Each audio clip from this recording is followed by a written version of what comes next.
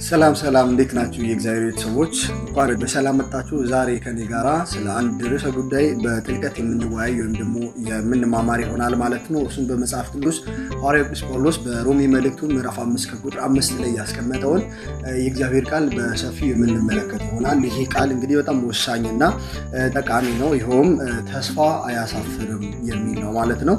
በዚህ ጉዳይ ላይ እንግዲህ ዛሬ ወሳኝና ሕይወትን የሚቀይር የመጽሐፍ ቅዱስ ቃል እንደሆነ የታወቀ ነው ይሄ ጉዳይ ማለት ነው። ስለዚህ ጉዳይ አብረን እናያለን። እንግዲህ በሮሜ መልእክቱ ላይ ተስፋ አያሳፍርም እያለ ሐዋርያው ቅዱስ ጳውሎስ ይናገራል። እንግዲህ ወገኖቼ በዚህ ዓለም ላይ በምንኖርበት ጊዜ ሰውን ሊያሳፍሩ የሚችሉ ብዙ ነገሮች ሊኖሩ ይችላሉ። ለምሳሌ ሰው በገንዘብ ተደግፎ ገንዘብ ሊያሳፍረው ይችላል። በሰው ተደግፎ ሰው ሊያሳፍረው ይችላል። በጉልበቱ ተደግፎ ጉልበት ሊያሳፍረው ይችላል። በጥበቡ ወይም በራሱ እውቀት ተደግፎ በራሱ ማስተዋል ተደግፎ ይሄ ሁሉ ነገር ሊያሳፍረው ይችላል።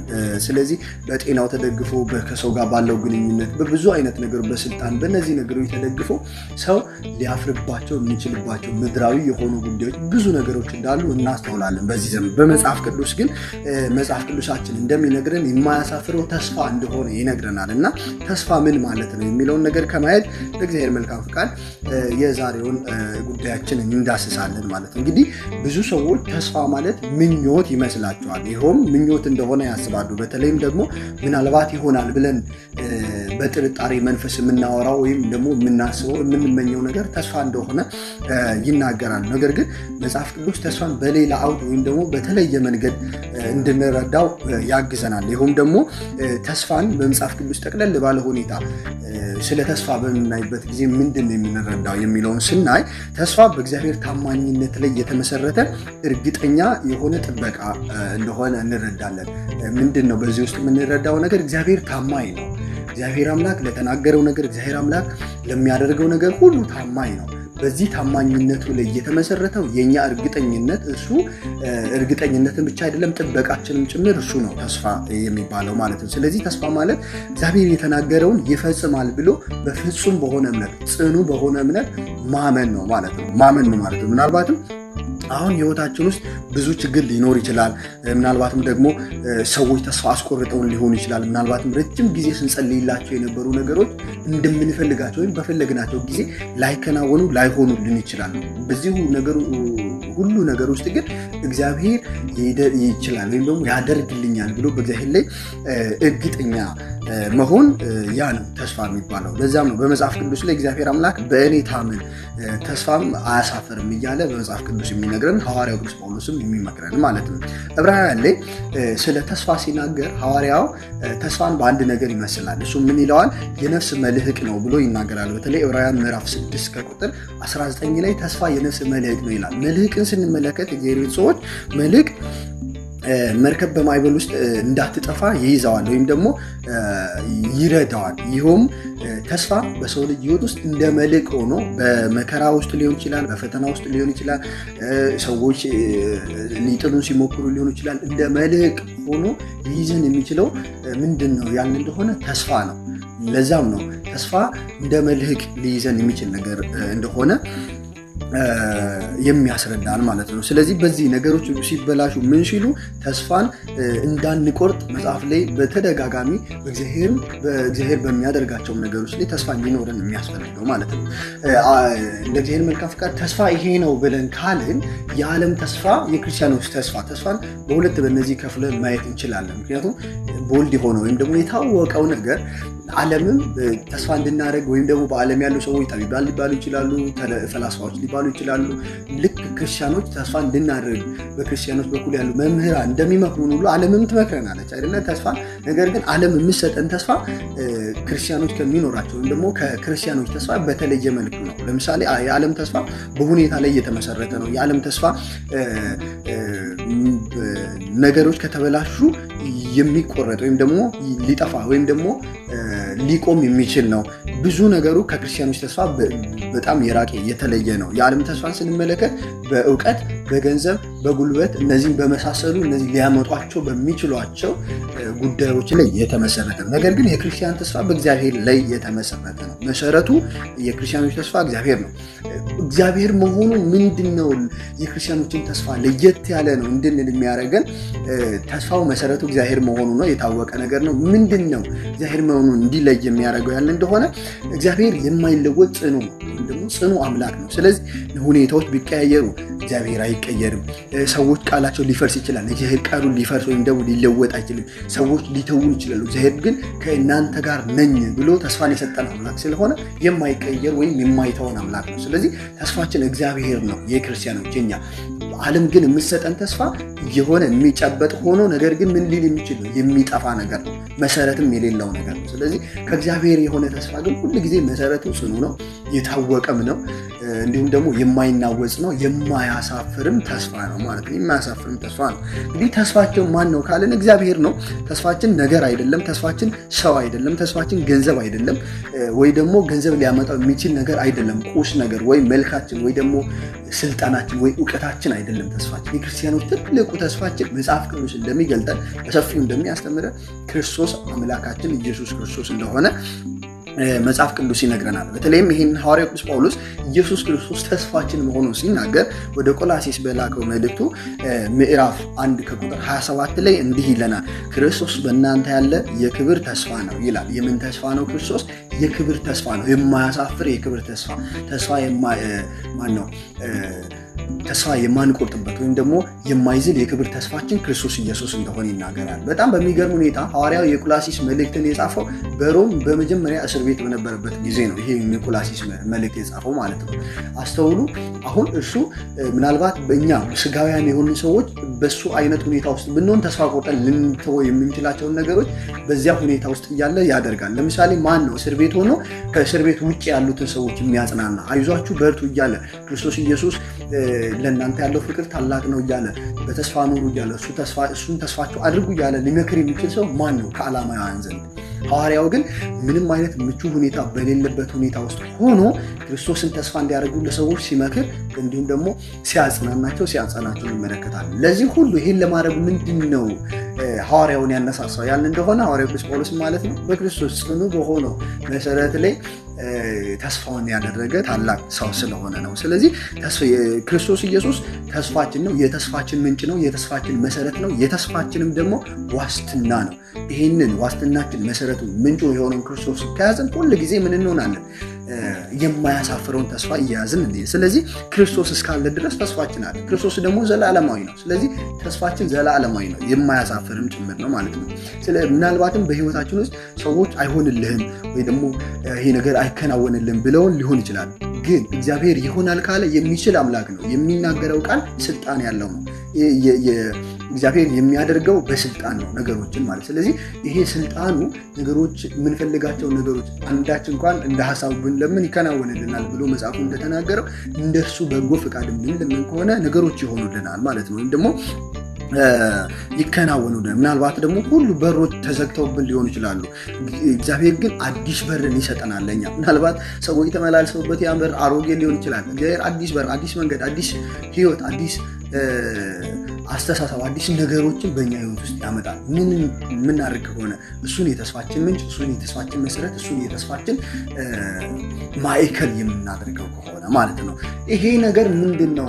በአባቶቻችን ህይወት ውስጥም ጭምር የምንመለከት ስለሆነ እግዚአብሔርን ተስፋ አድርጎ እግዚአብሔርን ጠብቆ እግዚአብሔርን የተስፋው መሰረት አድርጎ ያፈረ አንድም እንኳን በዚህ ምድር ላይ የለም። ለምሳሌ ታላቁ አባታችን አዳምን በምንመለከትበት ጊዜ እግዚአብሔርን በድሎ እንኳን ከእርሱ ርቆ በነበረበት ጊዜ መልሶ እግዚአብሔርን በጸጸት ለምኖት ባለበት ጊዜ እግዚአብሔር ተስፋ ሰጥቶታል። ከልጅ ልጅ ተወልጄ አድንሃለሁ ብሎ የሰጠው ተስፋ ማለት ነው። በጣም በሚደንቅ ሁኔታ ግን አዳም አባታችን ይህንን እውነተኛ የሆነውን ተስፋ ከእግዚአብሔር ያገኘውን ተስፋ በመያዙ ለዘመናት ለ5500 ዘመን እሱን ተስፋ አድርጎ በመጠበቁ እግዚአብሔር የተናገረውን ነገር አልተወም ወይም ደግሞ አላስቀረበትም። መጥቶም ከልጅ ልጁ ከእመቤታችን ከቅድስት ድንግል ማርያም ተወልዶ ተስፋውን ፈጸመ ማለት ነው። በዚህ ምክንያት አባቶቻችን ምን ይላሉ? ተፈጸመ ተስፋው በማርያም ድንግል ወበቀራንዮ ተተክለ በዳዊት መስቀል። የአባቶቻችን የአበው ተስፋ በማርያም ድንግል ተፈጸመ። እሱም ተስፋችን ክርስቶስ በመውለድ እመቤታችን ቅድስት ድንግል ማርያም ተስፋችንን ሰጠችን ማለት። ስለዚህ ሌሎችም አባቶች ለምሳሌ ታላቁ አባታችን አብርሃም ተስፋ በሌለበት ዘመን ተስፋ አድርጎ ወይም ደግሞ ተስፋ በሌለበት ሁኔታ ውስጥ እግዚአብሔርን ተስፋ በማድረግ በመጠባበቁ ምን አደረገ?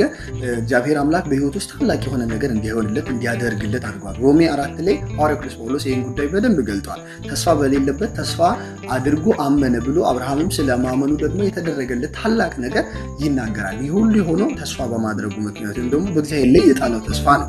ልጅ አልነበረውም፣ ልጅን አገኘ። ያ በኋላ በዛ ራሱ ተባርኮ እሱም ደግሞ ከሱ አልፎ ሌሎች ዘሮች የአሕዛብ ዘሮች ሁሉ በእርሱ እንዲባረኩ ሆኑ። እግዚአብሔር ምን አድርጎ ስለያዘው ተስፋ አድርጎ እግዚአብሔርን በመያዙ የሁሉ ነገር ሆነለታል ማለት። ስለዚህ ዛሬ በሕይወታችን ውስጥ የማይቻል ብለን ያሰብናቸው ነገሮች ነገር ግን እግዚአብሔር የማይቻለውን ደግሞ ተስፋ በቆረጥንባቸው መንገዶች እግዚአብሔር ተስፋ ሆኑን ያንን ነገር ሲያሳልፈን እንመለከታለን። ቅዱስ ዳዊትን ስንመለከት ደግሞ በችግር ውስጥ ሆነን ተስፋ ማድረግን በደንብ አድርጎ ሊያስተምረን የሚችል ታላቅ አባት ነው። ዳዊት ብዙ ጠላቶች ነበሩት።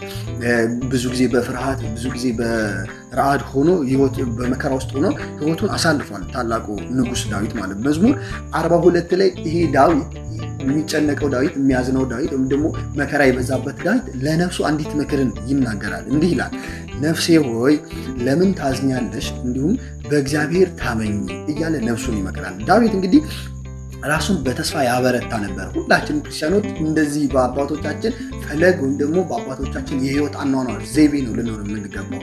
ይሁን ምን ማለት ነው? ተስፋ ቆርጠን ወይም ደግሞ በሐዘን በተሰማን ጊዜ መከራ በበዛብን ጊዜ ነፍሴ ሆይ ብለን ወደ ራሳችን ልንጮህ ይገባል። በእግዚአብሔር ምን በይ ታመኝ፣ እግዚአብሔርን ረዳትሽ፣ እግዚአብሔርን ተስፋሽ፣ እግዚአብሔርን የተስፋሽ ምንጭ፣ እግዚአብሔርን የተስፋሽ መሰረት አድርጊ እያለን ራሳችንን ልንመክርና ነፍሳችንን ወደ እግዚአብሔር ታማኝ እግዚአብሔር እንድታምን ልናደርግ ይገባል ማለት ነው። አንዳንድ ጊዜ ሰዎች ሊያበረታቱን ይችላሉ። ነገር ግን እግዚአብሔር ከሚሰጠን ብርታት አንጻር ሰዎች ሊሰጡን የሚችሉት ነገር ስንመለከት በጣም ያነሰ ይሆናል ማለት ነው። ያነሰ ይሆናል። ለጊዜው ያበረታቱንና ሊሰለቹን ይችላሉ። ተስፋ በእኛ ላይ የማይቆጥረው መድኃኔዓለም ኢየሱስ ክርስቶስ ብቻ እንደሆነ እንረዳለን። በዚህ ምክንያት እግዚአብሔር ከኔ ጋር ነው፣ አይተወኝም፣ ይረዳኛል፣ መጨረሻዬም ከንቱ ሆኖ አይቀርም። ስለዚህ ብለን በእግዚአብሔር ላይ ልንታመን ይገባል። እንደዚያም ብቻ አይደለም፣ እግዚአብሔር አይተወኝም ማለትም ብቻ ሳይሆን ነፍሴ ሆይ ብለን እግዚአብሔርን ታመኝ እያልን ልናበረታት ነፍሳችንን እንደሚገባ እንረዳለን ማለት ነው። መጨረሻ ተስፋ ማድረግ ምንድን ነው የሚጠቅመን የሚሉትን 4 ነጥቦችን እንመለከትና እንጨርሳለን ማለት። የመጀመሪያው ተስፋ በመከራ ውስጥ ጽናትን እንድናገኝ ወይም ደግሞ ጽናት እንዲኖረን ትረዳናለች። ሰው ተስፋ ካጣ በፍጥነት ይደክማል፣ እንዲሁም ደግሞ ከእግዚአብሔርም ጭምር ሊለይ ይችላል። ታላላቅ አባቶቻችን ለምሳሌ ሰማዕታትን ስንመለከት በመከራ ውስጥ ጽናት እንዲኖራቸው ያደረጋቸው ነገር ምንድን ነው ያለ እንደሆነ በእግዚአብሔር ላይ የነበራቸው ተስፋ ነው። ስለ መንግሥተ ሰማያት የተሰጣቸው ተስፋ። ለምሳሌ ክርስቶስ ኢየሱስ ምን የሚልን ተስፋ ሰጥቶናል? በመጽሐፍ ቅዱስ ስንመለከት በዓለም ሳላችሁ መከራ አለባችሁ አለ። ስለዚህ ክርስቲያኖች ምንድን ነው መከራ አለብን? ይሄ ግልጽ ነገር ነው፣ የታወቀ ነገር ነው። ስለዚህ የተናገረው ቃል የማይቀር አምላካችን ኢየሱስ ክርስቶስ ደግሞ ቀጥሎ ምን ብሎናል? ነገር ግን አይዟችሁ እኔ ዓለምን አሸንፌዋለሁ አለ።